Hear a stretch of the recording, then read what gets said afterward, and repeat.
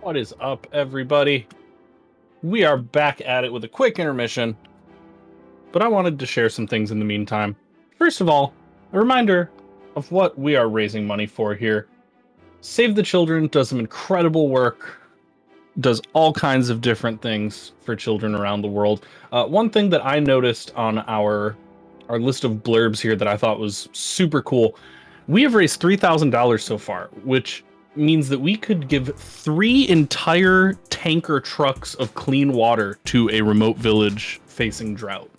Dehydration and starvation is one of the biggest issues facing children growing up in poverty, one of the biggest problems they face, and one of the biggest sources of disease and death for children growing up in poverty. And the fact that we have raised 3 tankers of clean water is wild.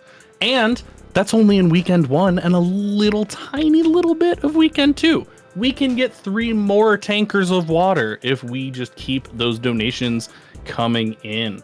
And a reminder of what those donations are going to do for you, you can get some of those sweet, sweet prizes CJ was showing off. Only $25 could get you a Stream Deck. A Stream Deck that is currently sold out on Elgato's website. Or for $5 or $3, you can get a cute little friend. I have played the Pokemon trading card game for a couple years now, going to regionals and tournaments and stuff, And it is a widely held belief that a small stuffed plushie of a Pokemon next to your board during a game is good luck. Every junior and senior has a little collection of plushies next to their board. All the cool masters have plushies next to their board. And for only $5, for only $3, you can have a plushie to put next to your computer for good luck on all your speedruns. They will bless the run and get you every gold split you've ever imagined. That's not a promise. I'm not legally responsible if you don't get golds, but you might get some golds. So get those donations in. You are not only helping children around the world, but there are some fantastic prizes available. And when we move on past Pokemon, we have the opportunity to get even more Captain Toad treasure trackers. So keep those donations coming in for that extra Captain Toad. It's going to be exceptional. But before Captain Toad, we need to move on to one of the coolest things I've been able to announce at a marathon, the 100th marathon run by Konception. We're going to see Pokemon Pearl, any percent Manipless. This is the 100th time Konception has done a run for a charity marathon. That is incredibly supportive of tons of charities and just a cool accomplishment. So I'm excited to watch it. I'm sure y'all are excited to watch it. Without any further ado, let's get on into it and make that happen.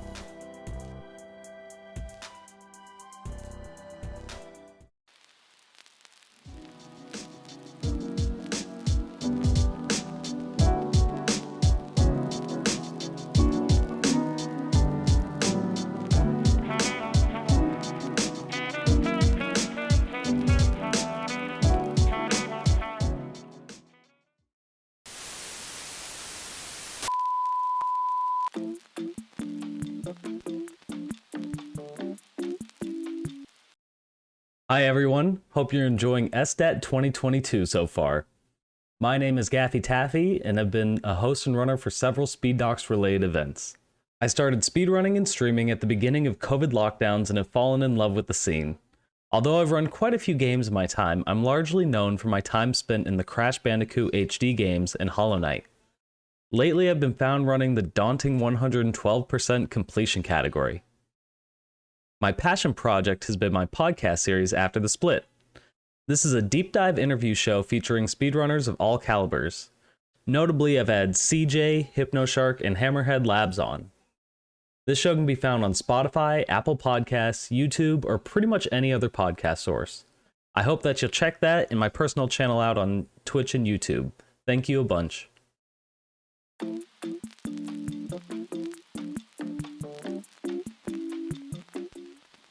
Со вчерашнего дня село страшно обстреливают. Выстрелы снарядов нас разбудили ночью.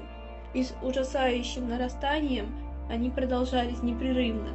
Мне показалось это вечностью. Мы с родителями прятались в ванной, а когда снаряды начали падать возле моего дома, воспользовавшись 5-минутным затишьем, мы прыгнули в машину и под обстрелами выехали из села.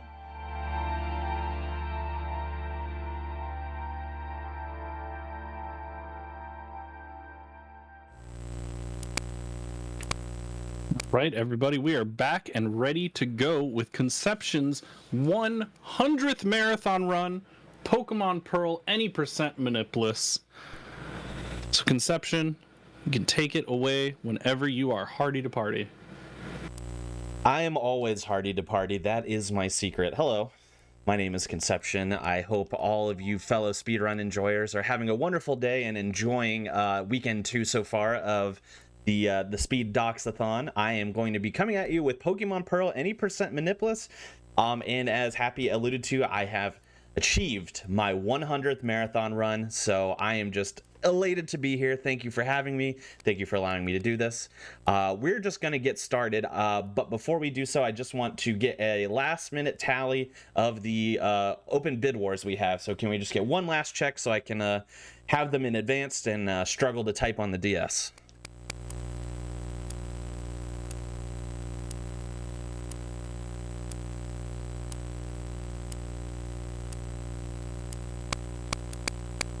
We've got Thickums for your character, Dayman for the rival, and Crunchy for the Chimchar. What an eclectic group of names, and I appreciate everyone's creativity for that. Weirdly, the same names as my 3 best friends in middle school. Yeah, I was gonna say, I think I've been called all 3 in my life, so at some point. So that's pretty good. So I will be enjoying that. Thank you so much for your donations towards making those happen. They are, of course, much appreciated. So how this is going to work, we actually launched the game from the DS menu. So it's not, right from a new file, just because the timing is a little bit strange when it goes right into it. There's no new game button. So as long as we're ready on the timer, we're just going to jump right in. Here we go. 3, 2, 1, go. And you might have noticed that I actually clicked A 1 second before I said go, and that is on purpose. That is because there is a 1 second white screen that occurs before the game actually launches. Now, here we go. We're going to be getting in the menu here. Unfortunately, this is one of the worst opening menus in terms of like how you have to position your hands. So I have to hold B and A, but also use the D-pad. And I can't access my settings until I'm actually in the game. So when I do that, I'll be able to turn on L equals A and use the L button to mash like a normal person. But until I do that, I'm in Struggle City here. So we got our first nickname. We're going to pick the girl character. It is ever so slightly faster just based on dialogue. And of course we are Thickums, so we're going to go H-I-C, nope, that's a B, U-C-U-M-S, Thickums. Of course my name is Thickums, how dare you ask? And then we have our rival, which is of course Dayman. Nope. D-A-Y-M-A-N. Great. And then Chimchar actually comes a little bit later, so we don't have to worry about it. Right now, it is just the tale of Thickums and Dayman, just as it was designed by the Pokemon company here. So, little opening cutscene here that we have to get through. As soon as we gain control of our character, we will be able to adjust our settings. Those settings, what we're going to be adjusting is the text speed, so we're going to make that go a little bit faster. As I mentioned, we're going to turn on L equals A, so that way the L bumper functions as an A button, which makes mashing exponentially easier for me. And we're also going to turn off things like battle animations and then shift to set, things like that, and that just makes it so we don't have the text box that says they're about to throw out this Pokemon, would you like to switch? No, we don't want that text box. We actually are going to be using only one Pokemon the entirety of this run, and we also obviously want to turn off battle animations so that we again move a little bit faster. These are all very classic settings that we adjust in Pokemon speedrunning here. All right, so onward we go. We got to go meet up with Dayman at Dayman's house. You can call me Nightman because we will be fighting Dayman exactly one time. Yeah, just once. Just one time. Yes, just one time. I had to think about it for a second in this run. Not intended, of course, because in a glitchless category, we would be fighting Dayman all through the night, as it were. But nope, just one time here. Up we go. Again, this is all just story-based exposition. We just got to get it done. I am indeed running on an actual DS, by the way, using a capture card here. So what you're seeing is being captured from a live DS, if you were interested. So yeah, technology is pretty amazing. It looks pretty clean on the old layout there. So allow me to talk a little bit about exactly what this category is. As you can see, it is called any % Manipless. So first, let's define any %. Obviously, in normal speedrun, it's to beat the game as fast as you possibly can. However, in Pokemon speedrunning, any % does allow the use of RNG manipulation. In this game, what that looks like is we set the DS clock to a specific time and have specific inputs and clear specific boxes on specific frames and move in a very specific way. And what that does is it gives us an ideal Pokemon that we can use for speedrunning.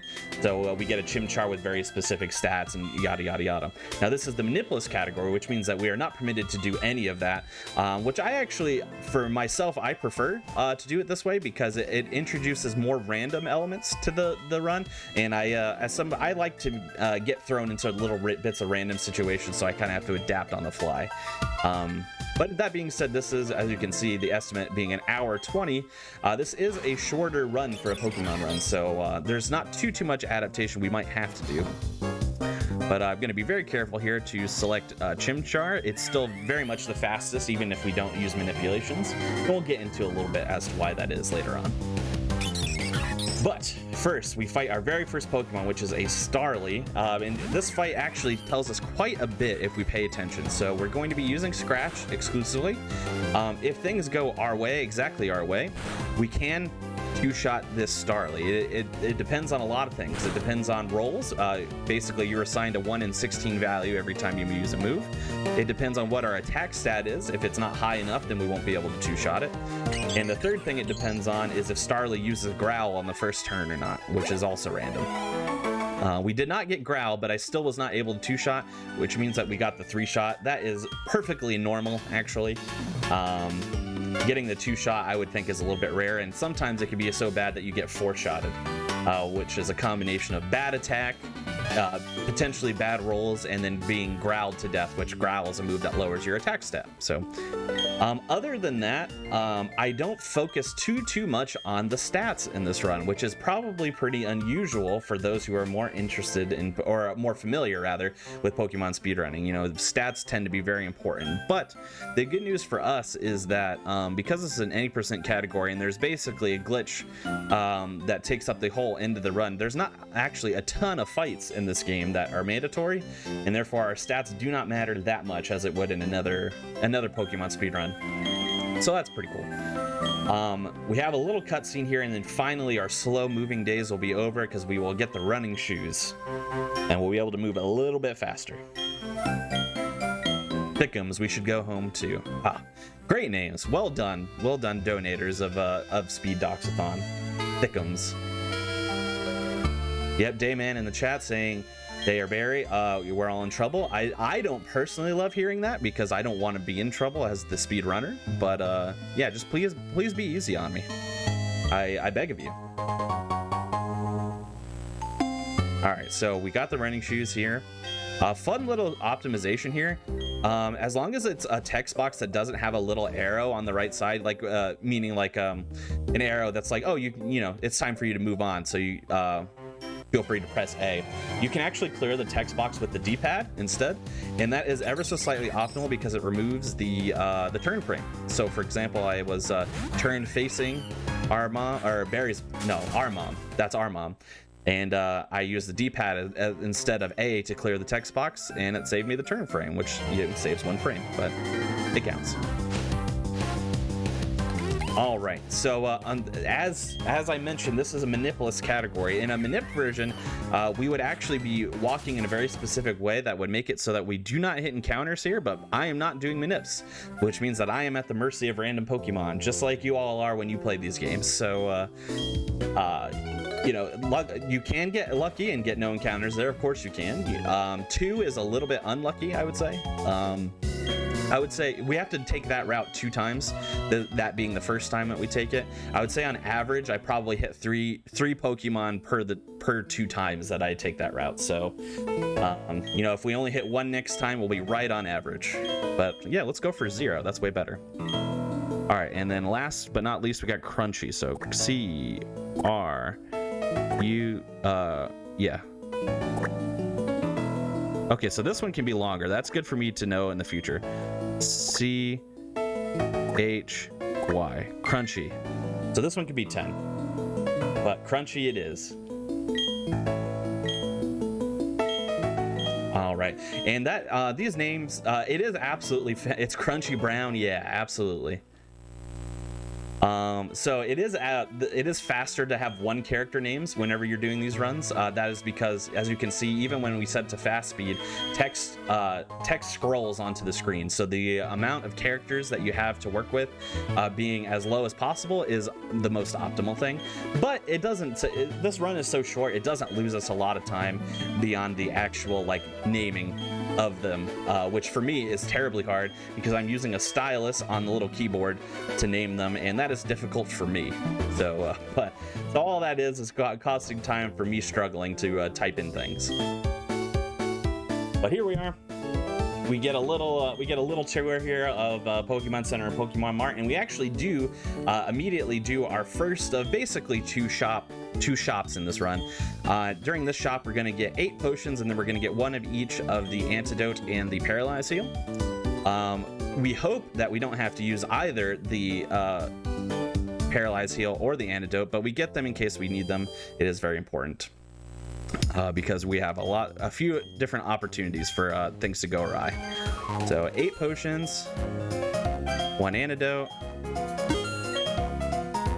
and 2 paralyze heals. Actually, yeah, we can do 2. We have enough money. That's fine. Perfect. Okay.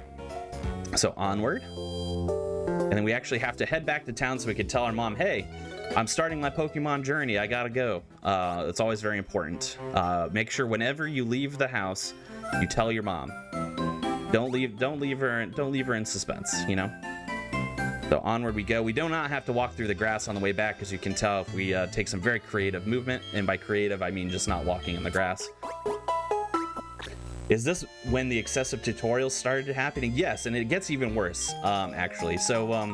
CJ predicting a little bit about what we're going to be dealing with. So we get this little cutscene. We walk back through the grass, and then we're going to be subject to the catching tutorial, which is not skippable in this game. But it gets even worse than that. As you might be familiar with if you've played Diamond Pearl or played Gen 4 on the DS at all, you'll notice that the health bar when you attack something as it goes down is very slow. It's much slower than other generations. But there's a neat little trick, and by neat I mean I kind of hate it, which is that if you mash during when health is being depleted from either the rival whatever Pokemon you're fighting's bar or your own, then it moves ever so slightly faster, including during the catching tutorial when we're not the ones that are involved.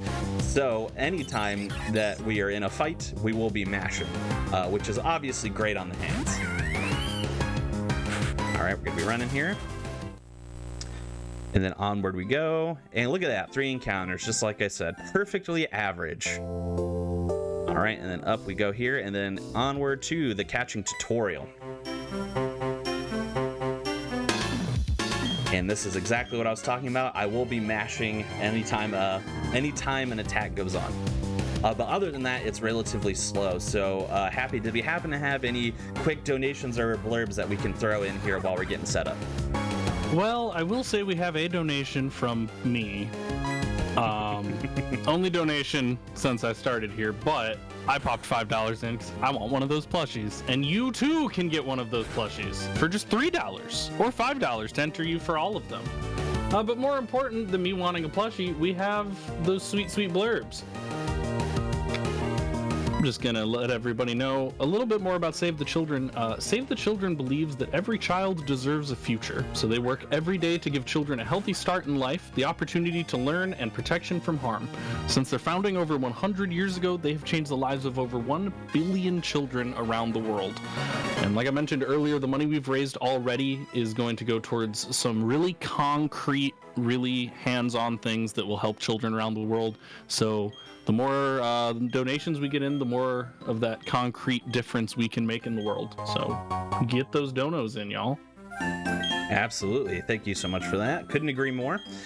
So now we have one more, well, if you count this one, 2 more grassy patches to go through. And cool, we got out unscathed, and I'm actually going to save here. You'll notice we get the saving a lot of data. That happens anytime you start a new file or after you use a PC in this game, so we're going to have a longer save screen than normal. The reason why I'm saving here is this is arguably the scariest trainer in the whole run, and all they have is a level 5 Starly, and I'm not joking. It is a relatively scary fight. The Starly knows 3 moves. It knows Quick Attack, it knows Growl, and I think the other one is just Tackle. I can't remember the other one.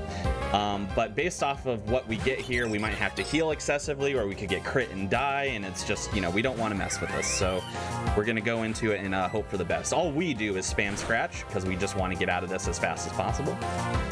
But it is kind of important to keep an eye on. So you played this the same way I played Pokemon in 5th grade? Yeah, take your favorite physical move and just smash it. Yeah, that's pretty much what you do for this fight. You do like seeing Growl. It's a weird kind of dichotomy here. You like seeing Growl because it doesn't do damage, but it also lowers your attack. So you like seeing it somewhat, but you don't like seeing it too much. So you have to strike a weird balance with it. Let's see if we can get through this without having to heal, but I doubt it. Yeah, we're gonna have to heal here. We might even be dead. Nope, we're good. So we're gonna heal. Actually, are we just gonna straight up win? Okay, cool. So I'm actually gonna heal before the next fight, which is not that scary, but it is scary enough to not be able to survive more than one hit. And we're not gonna tempt fate and worry about crits or not. So we're gonna heal up. We're gonna play it safe. All right, so here we go. Potion, heal up real quick. Thanks, Crunchy, for all you've done for us so far. All right, and then onward we go. Second trainer has 2 Bidoofs, which are not very threatening to us. They don't do a ton of damage. The only thing of note here for this fight is that after we defeat the first Bidoof, we will level up once again, and we will be gaining access to the move Ember, which is a fire type move. Why this matters specifically is a thing called stab, or same type attack bonus. Whenever you use a move that is the same type of move that you are, you get a damage boost. So if, for example, I might be fuzzy on the math, so forgive me if I get the math wrong and you're out there and you know the math for sure. But for example, if a move is 60 base power and it is the same type attack bonus move, I believe it then becomes 90 base power. I think that's how it works. So second Bidoof gets here, and you'll see that we'll be able to do a little bit more damage. However, we can't do enough damage to kill it in one shot unless we are in something that we call Blaze. That is an ability type of our starter. Blaze, if your health is below a certain amount, then you get extra attack power as well. So we would have to go into this fight with really low health, which I could have chanced in hopes to save a turn, but in a marathon setting, I'm absolutely not going to do that. No way. All right, I take a little bit of a weird movement pattern there as well. This actually minimizes the amount of tiles that I stay in the grass. It's a longer pathway to get to where I need to go, but the extra tiles that I do take are outside of the grass, so it makes it worth it to try to mitigate the amount of time that I spend in the grass. Of course, I still hit Pokemon, so it doesn't save us a lot, but you know, we have to try. You never know. All right, Logan here just has a Shinx. Our health is high enough that it's not going to be a problem for us, and we're just going to be embering to win. And then we'll be entering Jubilife City. We actually, and I'll start to talk about a little bit about this in advance as well. So once we enter Jubilife City, we're actually going to be fighting 2 optional trainers that we don't necessarily have to fight, especially in a Manipless run. We don't have to fight them. But we're going to be fighting them because defeating both of them gives us a move called Hidden Power. And that is what makes this run borderline a randomizer in the middle section. Hidden Power is a move that typing is determined based off of the stats that your Pokemon has. However, you don't know what the type is. Like, it always says Hidden Power is a normal type, like when you select the actual move, right? But in reality, its type is something different, and you don't know what it is. Hence, it's called Hidden Power.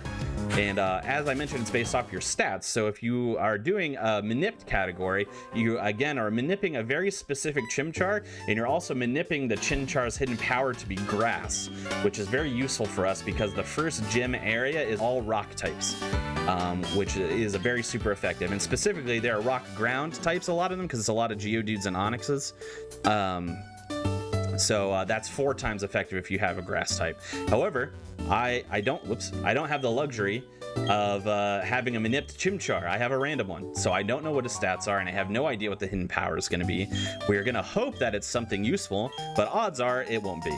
But we're going to try anyway, because if it is useful, it saves us a really good chunk of time. First, we have to talk to Dayman here. Shoutouts to Dayman. We're going to head over here, and we're going to talk to our first trainer. They both have the same Pokemon, which is just an Abra. So they're not too scary. The only thing that could get scary, of course, is if we get some crits. But we're gonna see what we get here. Based off of my stats, we're actually gonna roll Scratch here. I think that's still gonna do a little bit more damage with where we are currently, and that looks about right. Also, the interesting thing here as well. So Abra's defense tends to be really low, but special defense tends to be a little bit higher. Ember is a special move. Scratch is a physical move, so it uses the defense stat. Therefore, it tends to be a better idea to use physical moves. We learn Taunt here, which might be useful to us depending on the hidden power we get, but it would only be useful for one battle at most anyway. All right, before we fight number 2, we're actually going to heal one more time. I probably would be fine, but I would have to heal before the rival anyway, so it doesn't necessarily lose time to heal here unless I get crit, is the only thing. So we'll see how it goes. Another Abra.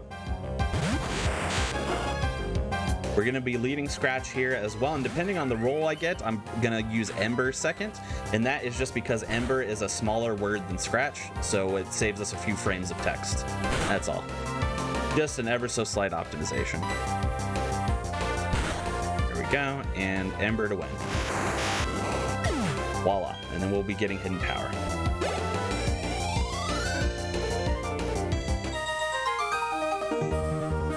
Okay, so you might be wondering, you know, in a manipped category, right?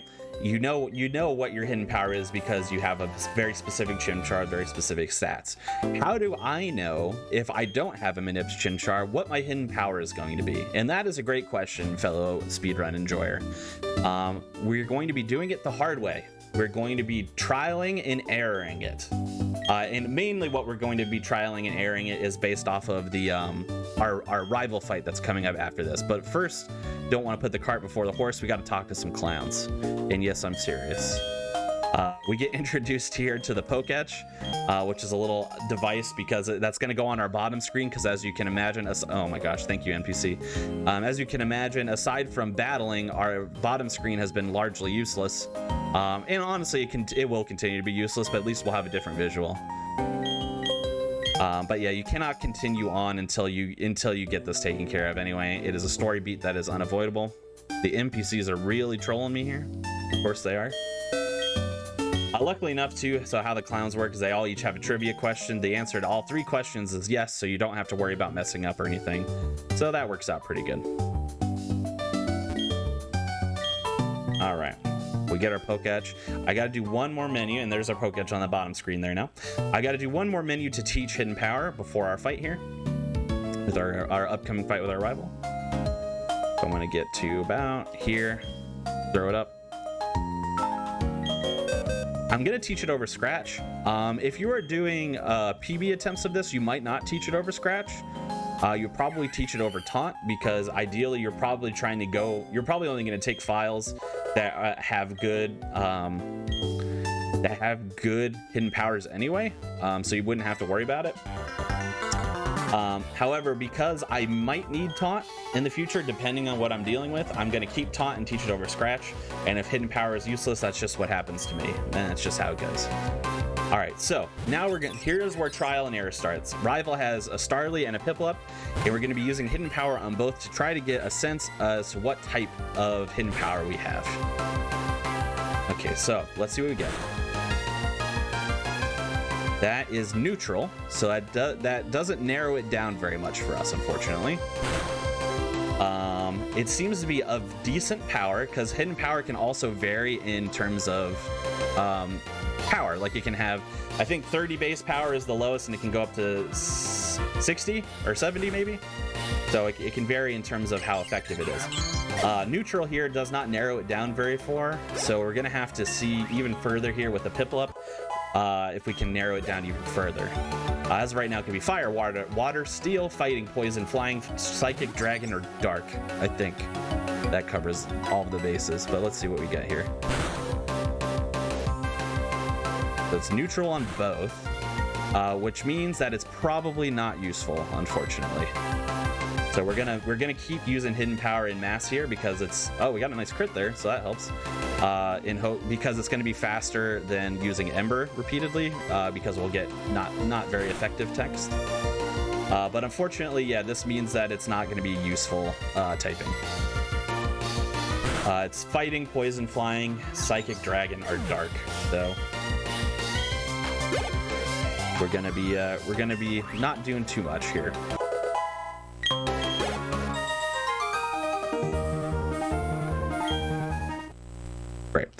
Okay, so so even based on that, we need to get a certain amount of XP. So we're actually going to be pretty crafty with our routing here. Depending on what kind of hidden power we have, it actually changes our routing leading up to the first gym here ever so slightly. So first we're gonna fight this youngster with the cricket tot here. We can try and narrow it down further. Let's see if we have a sense. It's super effective, which means it's probably flying, which is not useful, of course. So we're gonna get out of here with that. So that's one trainer we have down. But what makes this specific route a little bit interesting is if we get a specific wild encounter of a Geodude at a certain level. Wow, one turn frame encounter. That's really nice. If we encounter a Geodude, wild Geodude, we can actually skip one trainer in this route based off of the experience we get. So that's what makes this a little bit interesting. But it is a little bit dependent on if we find a Geodude or an Onix as a wild encounter. Alright, so we're gonna go up here, of course hit another encounter.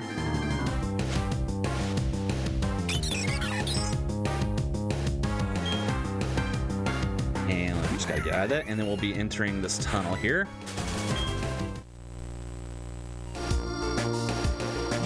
There we go. We're actually, so we got to talk to this hiker guy. He's going to give us Rock Smash. We can't use it yet, and it's also faster to talk to him than it is to walk in front of him, because then he's going to get that little exclamation point deal above his head and then walk towards us, which is very slow. We don't have time for all that, so we're going to keep moving. We're going to dodge these trainers. I'm going to take this a little carefully so I don't hit extra trainers than I need to. Did not hit any encounters there, which is where we could encounter a Geodude. But we can also encounter one in the Oraberg mines, so we will see what we're given. I am actually going to take the Pokemon Center here. Would not need to do this normally in a PB attempt, but the reason why I take it here is twofold. One, saves me a couple of healing items that it could be useful later. And two, it actually sets up an impromptu, for lack of a better term, save point. What I mean by that is, say I take on Roark, the gym leader here, and I end up dying, I'll be warped back to that Pokemon Center as opposed to all the way home. So I don't really need to worry about saving because I'm not that far from the gym even if I do die. So it actually ends up being a little bit faster that way. All right. Let's see, is this going to be a Geodude that we can use? Yeah, as long as it's 5 or 6, then we're good. Yeah, great. So we're actually gonna defeat this Geodude here. That's gonna enable us to skip one gym, one trainer in the gym, I should say, not a whole gym. Though we do plenty of gym skipping. Also allows me to save a little bit on embers here. That crit, so that's pretty good. But yeah, as you can see, this is a useless hidden power for us. Though it does do a decent chunk of damage, so it's not the end of the world. But yeah, it doesn't do a lot for us. The fact that he's using Defense Curl is actually going to make me use Ember here.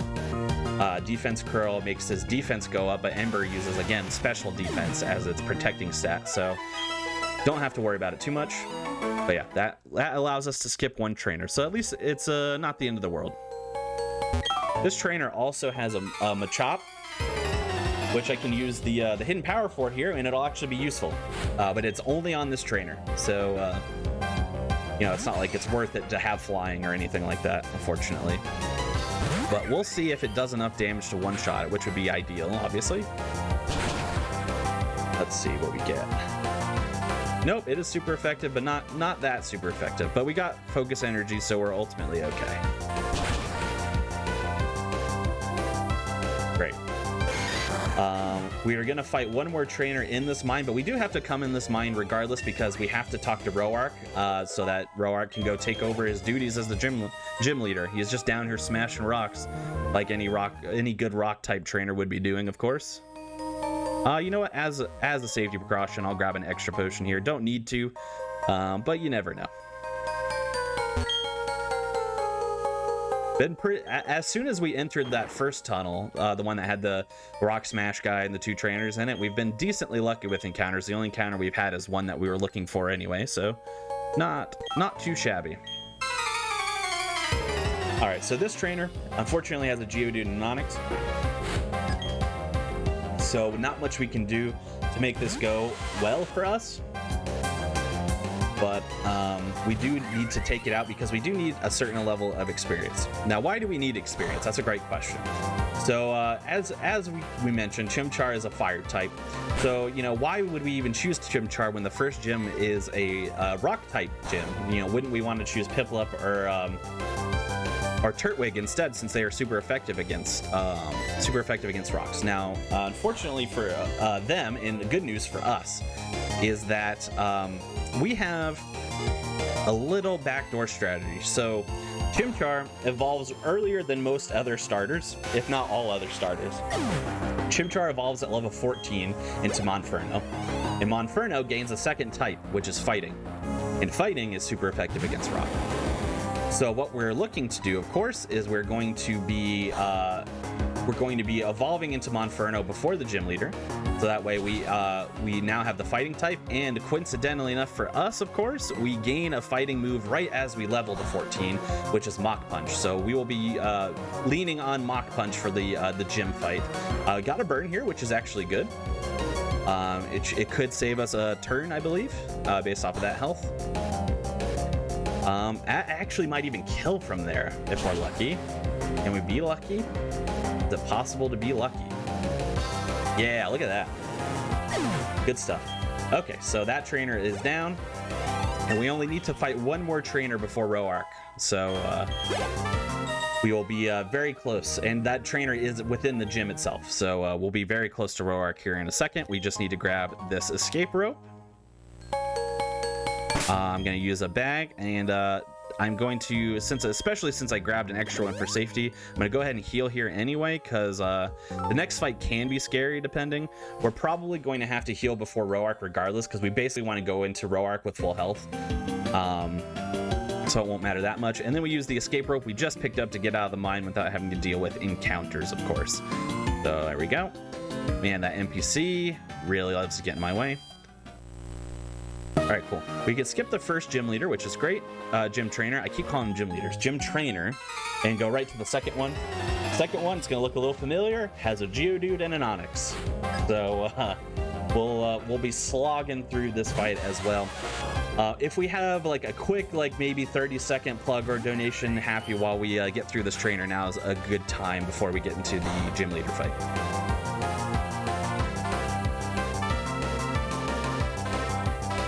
Right, absolutely. We do have a $20 donation from Queen Lolly.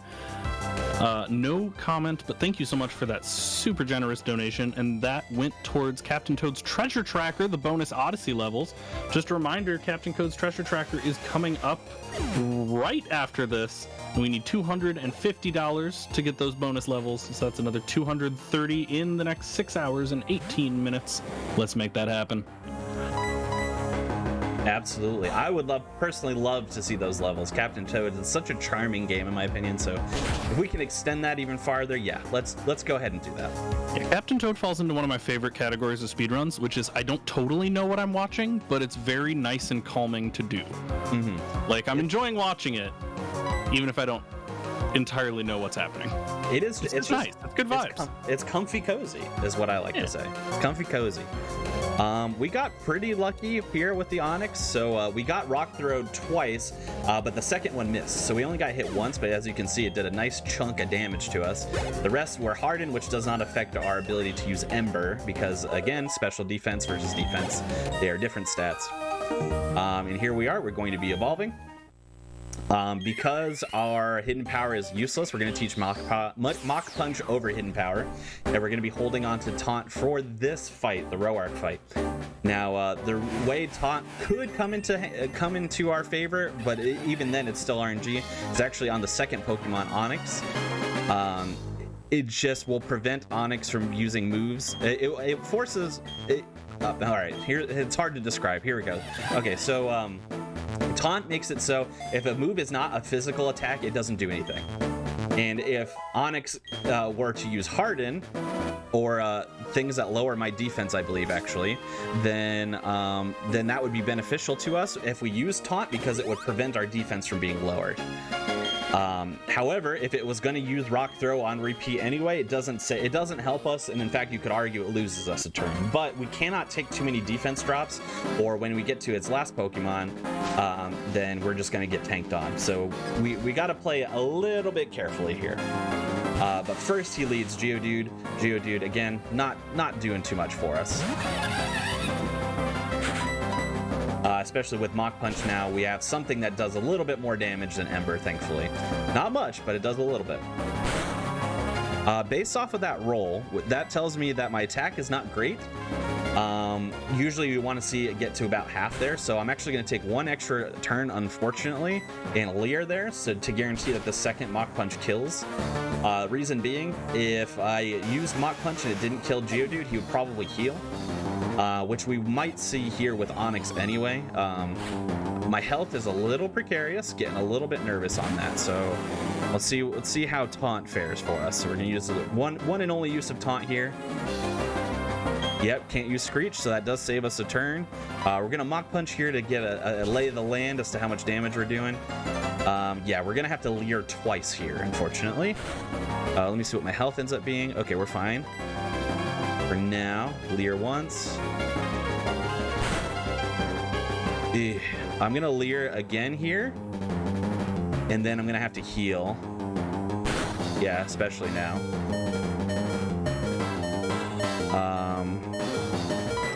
Have to heal.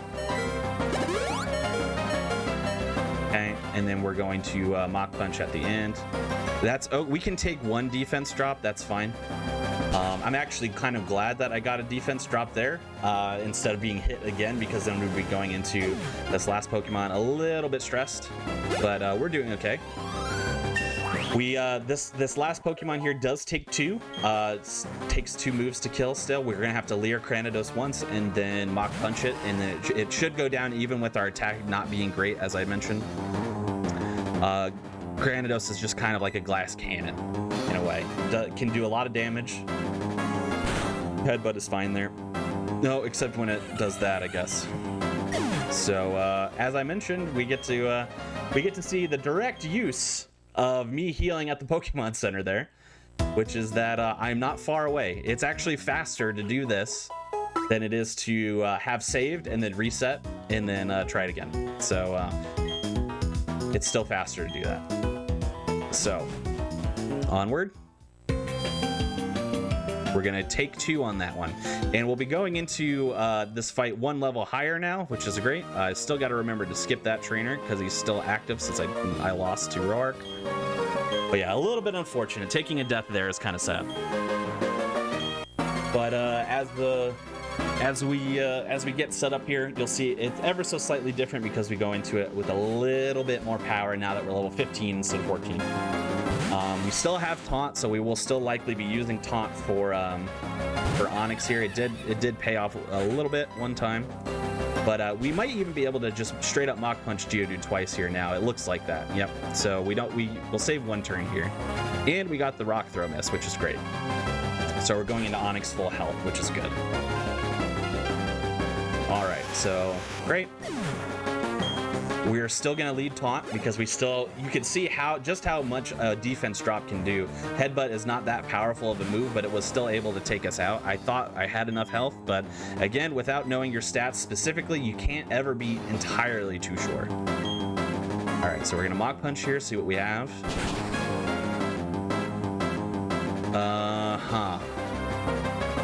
We're looking about the same to BH, so we're gonna Leer twice again. But we're going into this with more health, so we won't have to worry about the defense drop this time, even if we get Rock Throw all the way down. Okay. And then we can just go right into the Mach Punch. There we go. Again, if we had Mach Punch, if we had only Leered one in Mach Punch, that probably puts Onyx in healing range, and then it wastes turns using a potion, and then yeah, it's easier to just take 1 extra turn to Leer. No, we're going to keep old moves. We do not need Fury swipes, not useful for us. Usually we learn that later. We don't usually have to take this fight twice, so. Okay, same deal. Okay, going to Leer once. We will not have the defense drop this time, so even if we get headbutted again, which of course we didn't, we got Pursuit, which is a far less powerful move. We should be good.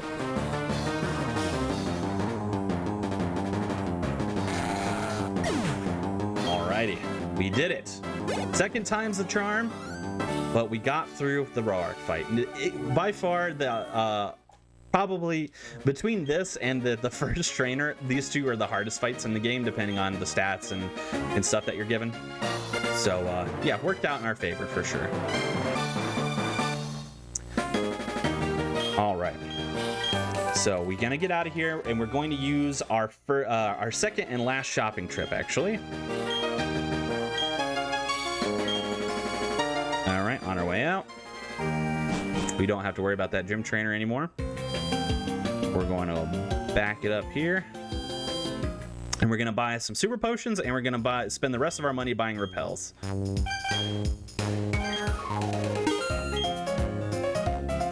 Okay, and then repel. 7 repels is pretty much standard at this point, so whenever you're doing the shopping trip. Sometimes, depending on how many items you bought before, or if you happen to like lose a fight or something, you might have 6, but 7 is actually more than you need anyway. More so, it's useful if you have to like double back through an area, or you mess up movement or something like that. So it's always good to have some extra. All right, in we go. We're actually going to menu right away here. We're going to be doing 2 things. 1, we're going to be using a repel. 2, we're going to be teaching Rock Smash. Now that we have the gym fight complete, we can use Rock Smash in the wild, meaning we can actually smash rocks, and we can teach it over Taunt, which is now useless to us. We can now also use it in battle, which will be useful probably exactly 1 time, but you know, it's still good to have. Take this a little slow just to make sure I don't hit that trainer. Definitely do not want to be hitting extra trainers. And we usually, depending on the route, I have to go all the way around that trainer, but because I fought it earlier based off of this route, it saves us a little bit of movement, so helps us out a little bit. Oh, NPC, please. Okay. Here we got, it's basically a story beat where we're introduced to Team Galactic, and we have this double battle with a Wormhole and a Zubat, with Lucas helping us out with the Turtwig. It's inconsequential, it doesn't do anything, and it's never dangerous. If we happen to have plugs or donations that we can jump in here for about 30 seconds or so, now's a good time. Absolutely, we can make that happen. Just a quick reminder about speed docs. This may be a marathon, but it is also a fantastic YouTube channel, and they have a Patreon. Did you know Speed Docs has a Patreon? I did not until today. It's a well-kept secret, but they do, and it's pretty cool. Help support Speed Docs team with your $1, $3, and $5 support for every video released by going to www.patreon.com/speeddocs or by typing Patreon in the chat.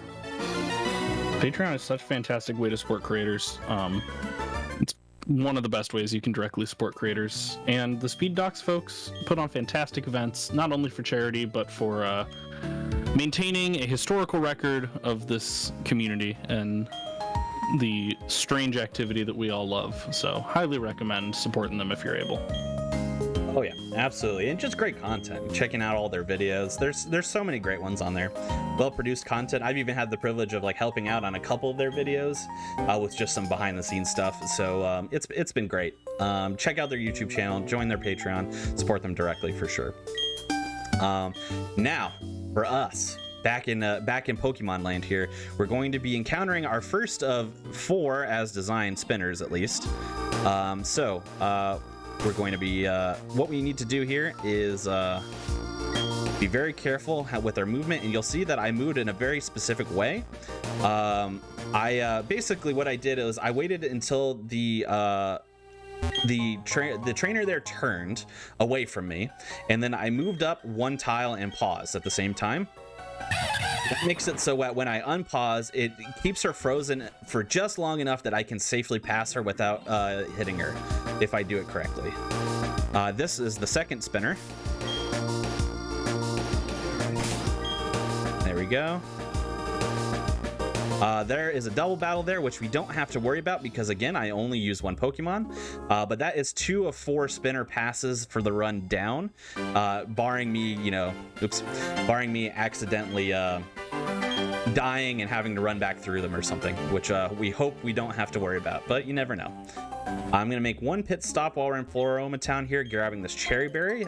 Cherry Berry is a berry that prevents paralysis, so I'll actually be holding on to that. So if you're keeping track, I have 3 paralysis healing items and 2 poison healing items, and these are all, again, just in case. I might not get poisoned or paralyzed the entire run, but it's likely that at least one of those will happen, so we grab items to prevent them just in case. What is really good about berries specifically is that I can equip the berries to my Pokemon, and then if I get paralyzed, it will automatically heal it without wasting a turn, which is great. So in a menu a little bit later on, I'll be equipping that before a particularly trying fight where I have a higher likelihood of being paralyzed. These fights, however, are not trying at all. They are very basic. We have this fight, which is a Wurmple and a Silcoon, and then there is another fight after that that it has a Zubat. Again, not much going on here. Lore-wise, we need to get into Valley Windworks, which is a building that is just to the right of where I talked to that little girl a minute or so ago. We cannot get in there because we don't have the key. There's actually a trainer blocking it that will not let us go, which we will be fighting, but not quite yet. And then what we do here is we defeat these 2 grunts. They leave the key behind, and then we can head on over there and go save that little girl's dad in Valley Windworks. Within Valley Windworks as well will be one of I don't know how else to refer to it other than a boss fight, but Pokemon doesn't really work that way. But a harder than normal trainer, basically, which is one of the galactic leaders named Mars. We'll be taking her out, hopefully. And I don't mean for dinner. We're going to be defeating her Pokemon with my Pokemon in order to save the little girl's dad. But yeah, as you can see, we're just mainly using Ember. At level 19, I'm pretty sure, we actually get another fire move called Flame Wheel, which we'll be teaching. And we'll actually be rolling with both for a while. Mainly because Flame Wheel is a move that it is fire, but it is a physical fire move. It's not a special fire move, so it is dependent on our attack stat as opposed to our special attack stat. So there will be instances where we might want to use Ember instead because it would do more damage based off of if our special attack is better than our regular attack, which it seems to be in this case. So, but for now, we get the key, we head on over to Valley Windworks. We're gonna fight this trainer who has the Glameow. Glameow is super effective. Fighting moves are super effective against Glameow is what I'm trying to say. So we'll be mock punching it into smithereens. I said this in a recent marathon. Unfortunately, I'm just gonna have to punch a cat. It's just how it is. But I don't know that I don't like it. I don't like doing it, but it is. Are we gonna get our Friday night Drifloon? Actually, I don't think my DS clock is set to Friday, but even so, you have to come back here for that to happen. So we wouldn't be wasting time, but we could. It is Friday theoretically. If I had set my DS clock to the right time, then maybe. Okay, we can get in now. We have the key, and then we're going to be having our 3rd of 4th spinner passes. I see that I offended Sable. I am very sorry. I just have to do what I have to do.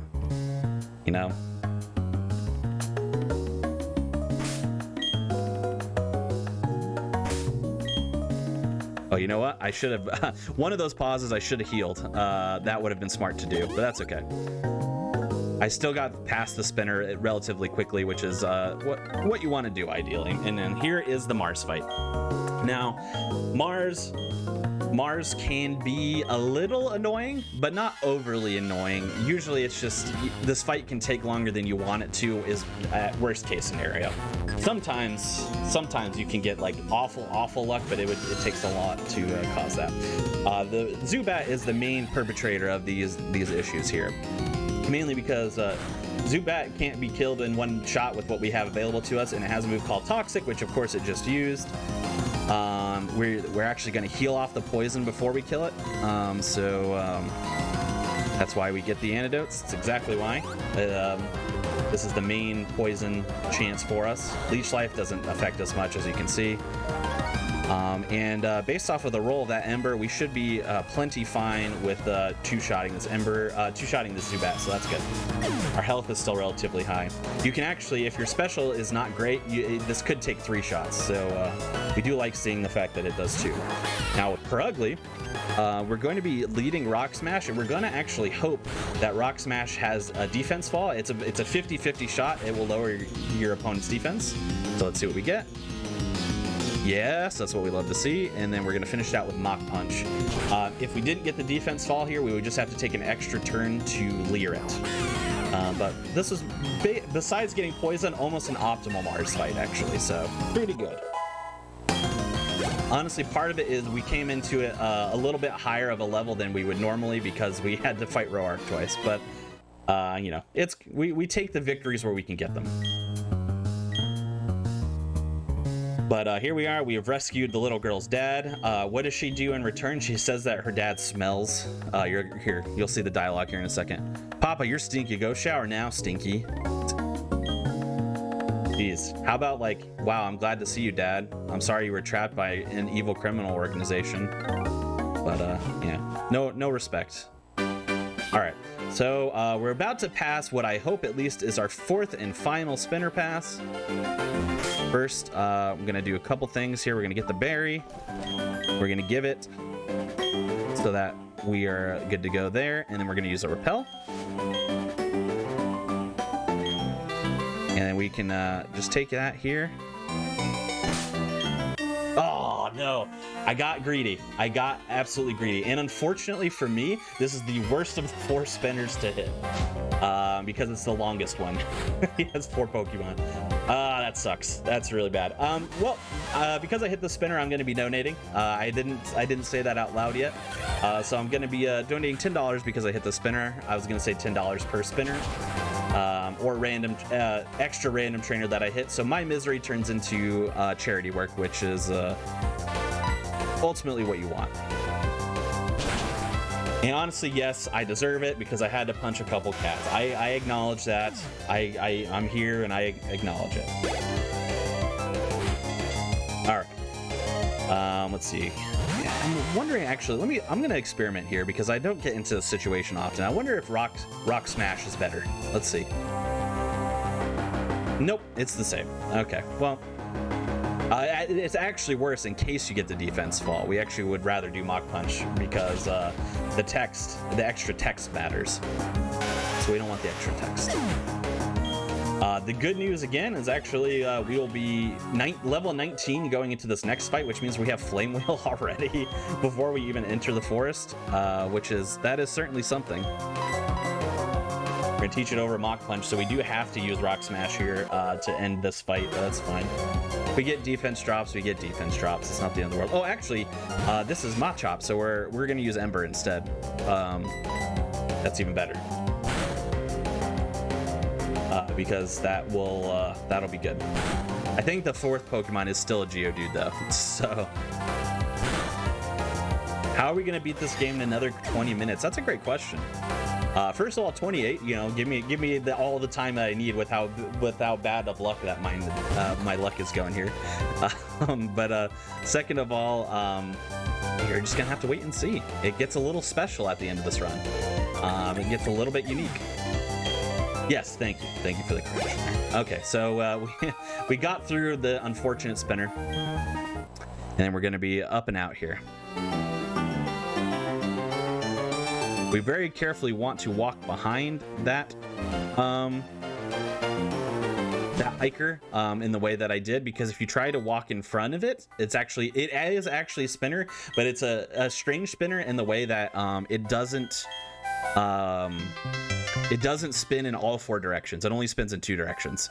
So as long as you walk behind it in the way that I did, then you were not in danger of hitting it. So that's pretty good. All right, so now we have this double battle here, and this double battle is annoying. However, we do have, as you see, a companion behind us, so that companion can be helpful or it can be hurtful. It just depends on our companion's AI as well as the AI of the trainers here, so we're just going to have to get a little bit lucky. But we'll see. So the Pachirisu here is the one that's really annoying. We're actually going to be taking out all the other pokes first. Because especially, well, Wurmple is not super consequential, but the next Pokemon behind Wurmple is Beautifly, and Beautifly has psychic-based moves which can just absolutely wreck us. I attack Fell, which is not great for using. All that tells me is that I might use Ember all the way through instead of Flame Wheel, but that's okay. All right, so we're gonna Ember the Beautifly.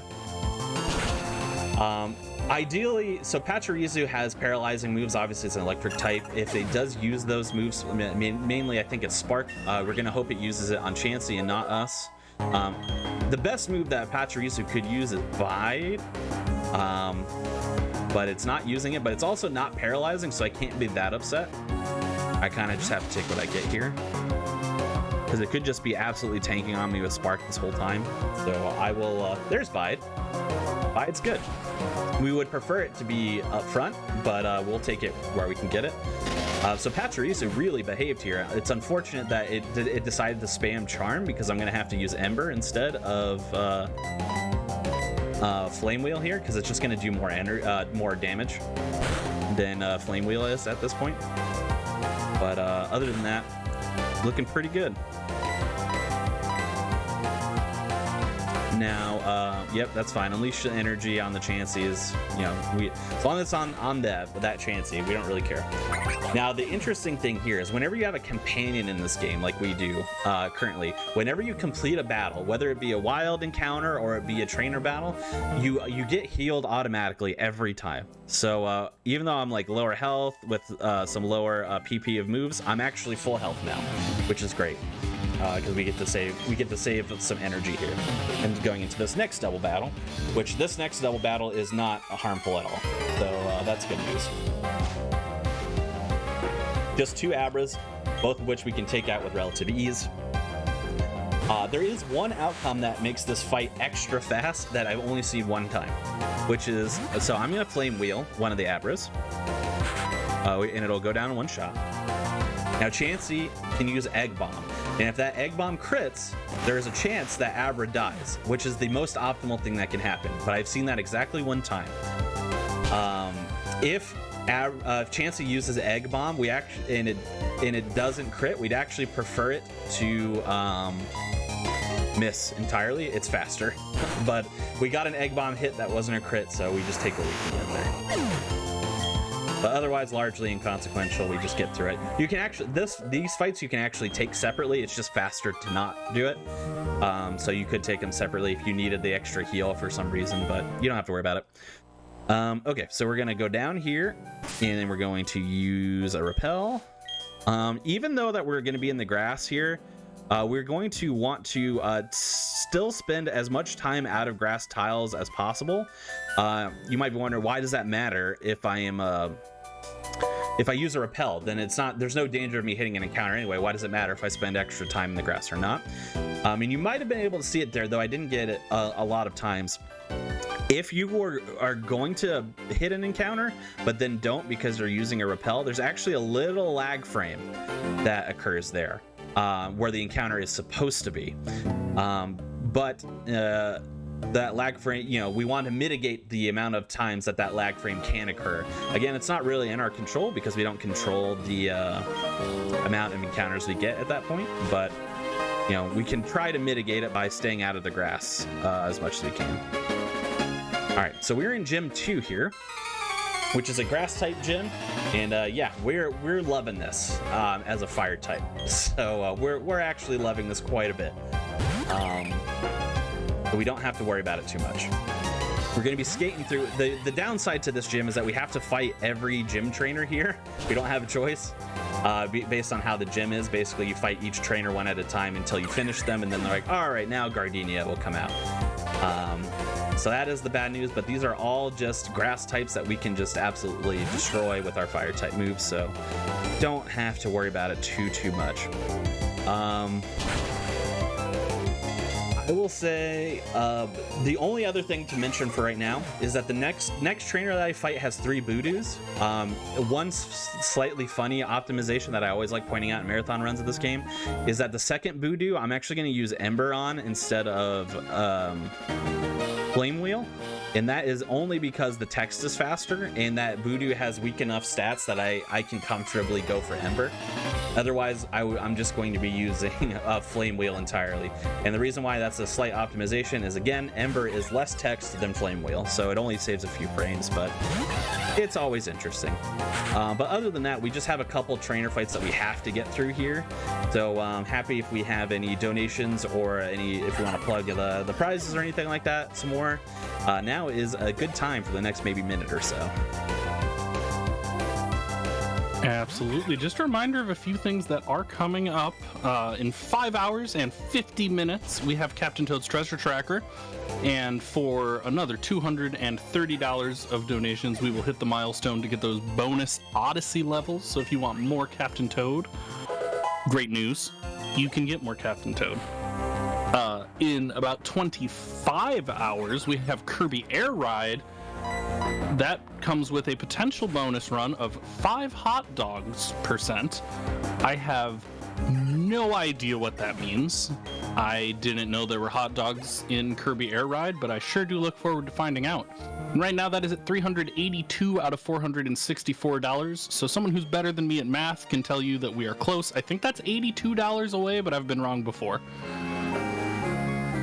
Oh yes. So both of those are coming up pretty soon. Yes, and I know what 5 hot dogs is in Kirby Air Ride. I've seen it in other marathons, and that is something you want. I'm telling you, you want it. Donate to it to make it happen. You certainly want to see it. It is a perfect little meme, so you want to see it. Still have 2 more trainers here.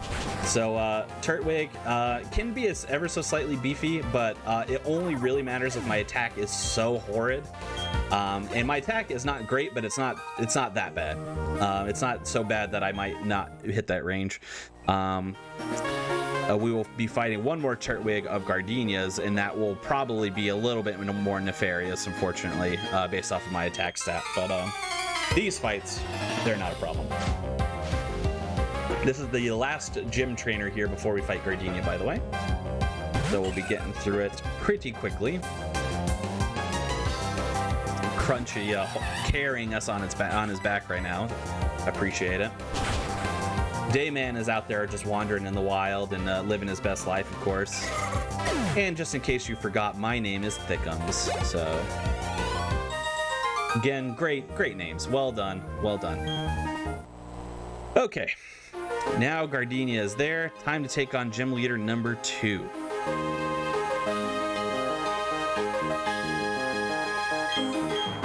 All right, so Gardenia fight. The Gardenia fight is relatively safe. A few things can make it a little bit unfortunate. First, the Truby that she throws out first is nothing. We take that out fast. The Turtwig is second, and based off of our attack stat, I am a little worried that we're not going to kill it, which means that it will give us a chance. It will give it a chance to use Reflect, which is not great. It just extends this fight even further than you want to. And then her third Pokemon is Roserade, which is a little bit beefy. We're going to be leering anyway, so we would probably be a little bit even more nefarious if we don't kill this Turtwig and we get Reflect, because it lowers our attack ability here. So let's see. Come on, Turtwig, just go down. Yeah. We love to see it. I think I'm partially boosted by the fact that I hit 23 before Turtwig. Usually you hit it after. So that probably gave me just enough of a boost to get through. And now we have Roserade. Roserade has the ability to poison us, has the ability to paralyze us, and also can just do damage, straight up do damage to us. So we'll see what we get. Got the paralysis, but we had the Cherry Berry equipped. So that's great. And let's see, Poison Sting, so we could still get poisoned. Let's see, not poisoned, so pretty good fight there. You can see exactly why the cherry berry comes in clutch. All right, and that is Gardenia down. Doing good. Okay, so that is 2 badges down. We have to do a couple more things here in the town before we can just straight up leave Eterna City here. But the good news is we have 2 badges now, which means that we can use Cut. We just have to find Cut first. Once we do, we'll be entering the Team Galactic building because we need to save the bike shop owner there at the top, because of course we want the bike. It's just fast, but also it's a story beat and you have to. You can't really progress without it. So out of the gym here, we're gonna be just heading straight up. And then here's our good pal Cynthia, who, spoiler, is going to be the Pokemon League champion at the end of all this. But for now, she's just helping out. She's going to give us Cut. So much appreciated to Cynthia. You should just get an option to fight her right here. We would get destroyed, absolutely bodied for sure. Her team is incredible. She probably has one of my favorite teams out of all the champions. So yeah, her team is just straight godly. We would not have a chance. Okay, so we're gonna teach Cut to our Chimchar. Another reason why. What do we want to get rid of here? Actually, it's just some interesting different strategies here. We're gonna teach it over Ember. I don't think we have a use for Flame Wheel.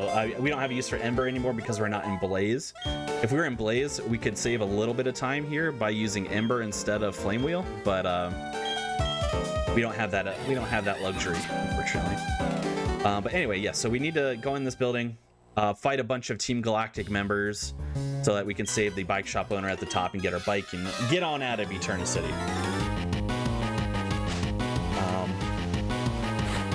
Yeah, as I was saying before too, yeah, Cynthia is probably one of my favorite champions out of all of the champions in all the games. She's cool, her team is cool, it's just pretty rad.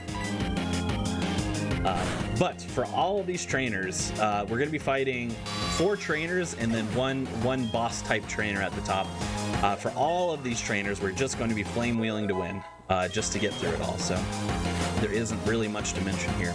If we have any plugs or donations for the next, I would say probably upwards of like maybe 2 to 3 minutes. Now is a great time. We can make some stuff happen. Let's make it happen. Let's make it happen. So first, let's talk about some of these prizes. Some of y'all might not have been here when we talked about prizes, but there are some prizes. If you pop an exclamation prizes in the chat, you'll see a little link over there. We have, I believe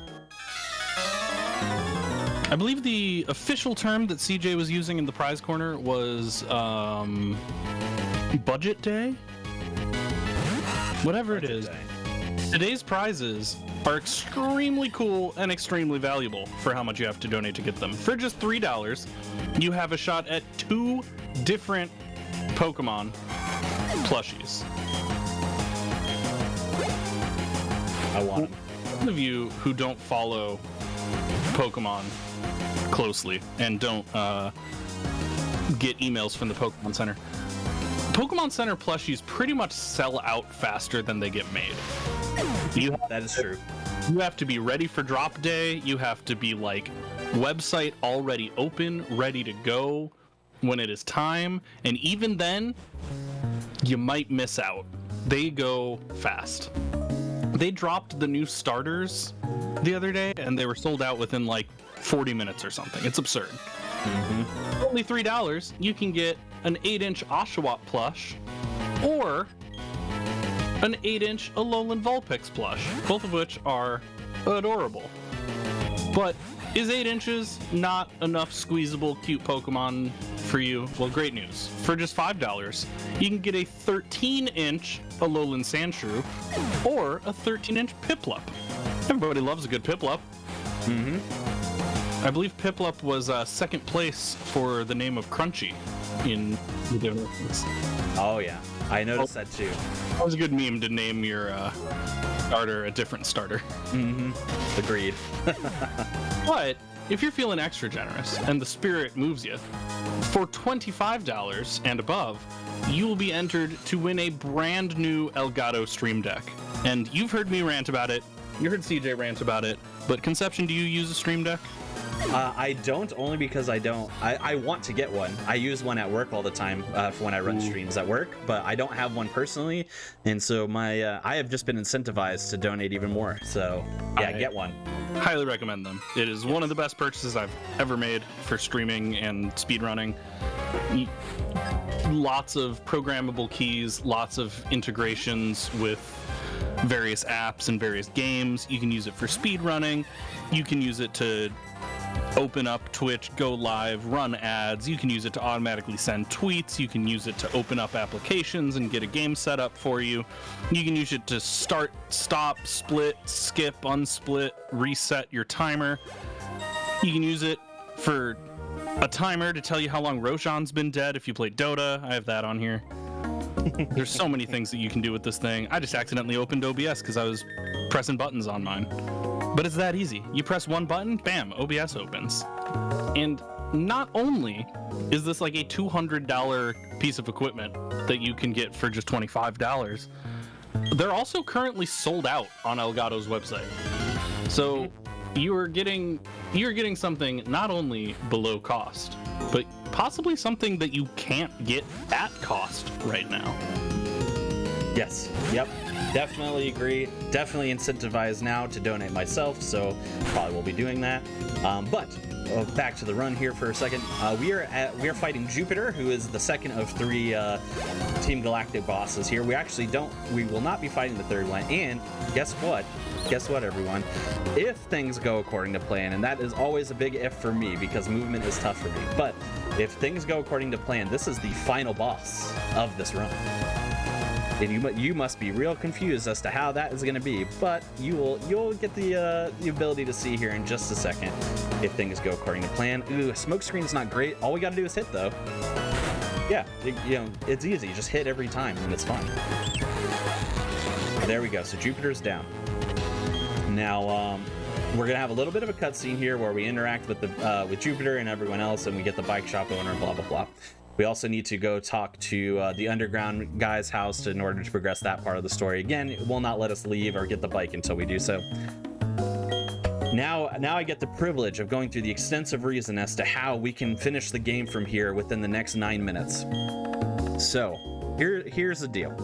This is any percent, which means, of course, we need to complete the game as fast as possible. I never said anything about me needing to defeat all the gym leaders and defeat the Pokemon Center the normal way that you might be expecting. I did not say that.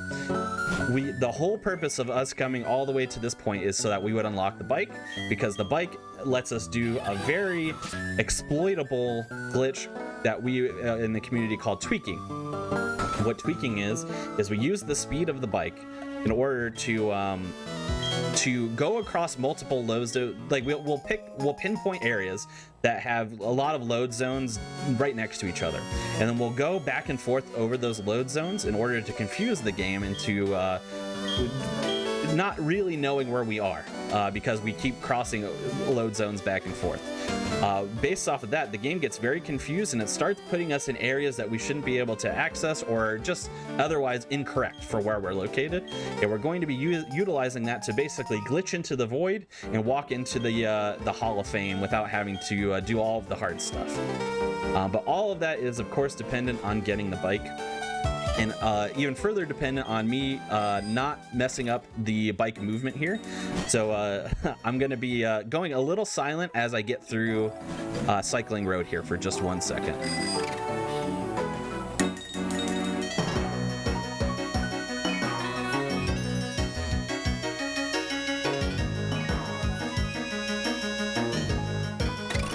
Okay, cool. All right. So yeah, that I very easily could have just hit a number of trainers there. I have to be very, very careful with my movement. Not save bag.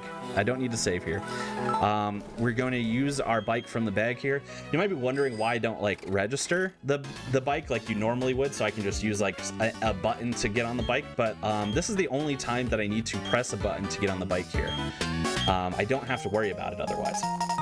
One thing I'd like to also mention as well, if you're more familiar with the run, especially, is there's actually a tweak that I can do on Cycling Road there that actually saves this whole encounter, and I don't have to talk to Lucas here and, you know, worry about all this stuff here. So if done optimally, it saves 45 seconds. However, that's if you get it the first try, which again, movement is not my strong suit when it comes to Pokemon speedrunning. That, you know, that's worth mentioning. And then if you do it wrong, it becomes very simple for you to accidentally, and I'm gonna play it very cool here, there we go, to accidentally hit a trainer on that route instead. Luckily enough for us, we did not hit any extra trainers, so we presumably are in the clear from encounters. And now I'm gonna do the glitch. 1 second, please. Nope, that's not it. I think that's good. Let's see here.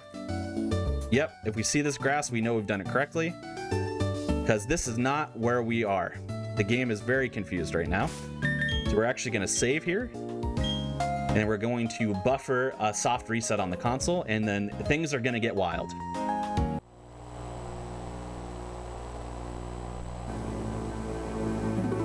So as soon as you saw where we saved, right? Everyone saw where we saved.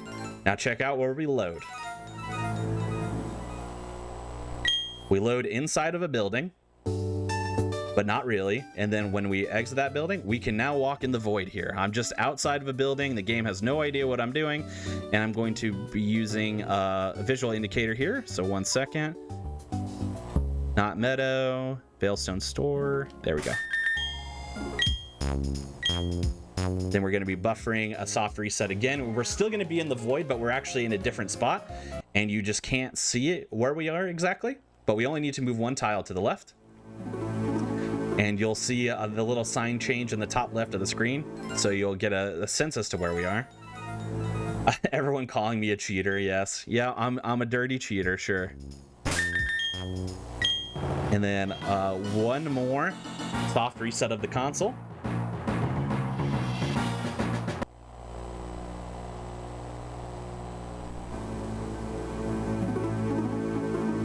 He's a 10, but he thinks glitches are cheating. Very good, Happy. Very good. All right, and then once we get in here, all we got to hold is left to win. And voila, you can't see it on the screen. We're in utter blackness, but we are in the Hall of Fame. So please get ready on time, because it is in the next few seconds. You just got to get through this discussion. And here is our Monferno at level 25 that clearly defeated the Elite Four the way they're supposed to. And time. Ooh. So, yeah, that is Pokemon Pearl any percent Manipless. It has a lot of what you come to expect from Pokemon, battles and tight routing and interesting movement and things like that, but it throws in the little hitch there that we glitch right to the end after Gym 2. It definitely escalated quickly. I'm glad that I was still able to finish under estimate. You never know with Pokemon, but we are pretty much in the clear here. So thank you so much to the Speed Docs crew for having me. I really appreciate it. They're some of the friendliest people that I've had the pleasure of working with in the past, and have done a lot of speedrun marathons. As you can tell, we're now at 100. Even by the end of this weekend, I'll be at 102. So I've done many marathon runs, and they're always one of my favorites to work with. Thank you so much for having me and letting me be a part of it. Thank you so much to also, if you caught it this morning, I was able to do a little interview with CC. Thank you so much for allowing me to and talking to me about all that, because that made me feel especially appreciated and special and desired in the community, which you never know. Sometimes people don't feel like they have a place within the community as they belong in, but they help me feel like I do. If you're interested in learning the speedrun, in terms of Pokemon speedruns, I'll go as far as to say I might think this is the most accessible Pokemon speedrun to learn. The barrier to entry is very low. And of course, emulators are accepted as well if you don't need to have the money to, fork out buying a Pokemon cartridge, which is expensive, and getting a DS capture card and all that. So you can just look us up on speedrun.com. This is actually a category extension of Diamond and Pearl. If you go to the main board, you can get into the Discord and ask questions and stuff like that, and you'll get the direction pointed to you. But you'll specifically want to find Diamond and Pearl category extensions, and then look for any % Manipless if you'd like to find some guides and things like that to get you started. But other than that, my name is Konception. You can follow me at twitch.tv/Konception. You can find me on Twitter and YouTube at KonceptionSR because Konception was taken. And yeah, just thank you all so much for having me, and I hope you enjoyed the rest of weekend 2 here. Yeah, thank you. That was fantastic. I was definitely one of those looking at the estimate and looking at the time and thinking like, okay, is this one of those Pokemon runs that's just bad RNG? Oh, nope, never mind. The game's over. Oh, it was plenty bad. Don't worry. My PB for this is a 105 for reference, so I finished 11 minutes over my PB. But yeah, I knew that could happen. That's why the estimate is so generous. So fair. We love a generous estimate. It was fantastic. It was a very fun run. And congrats again on your 100th. Thank you. And appreciate good luck on 101 and 102. Much appreciated. And in the meantime, we are going to throw it over to a quick advertisement while we set up for the next run, Pokemon Snap. So we will send that over there, and I will see y'all in the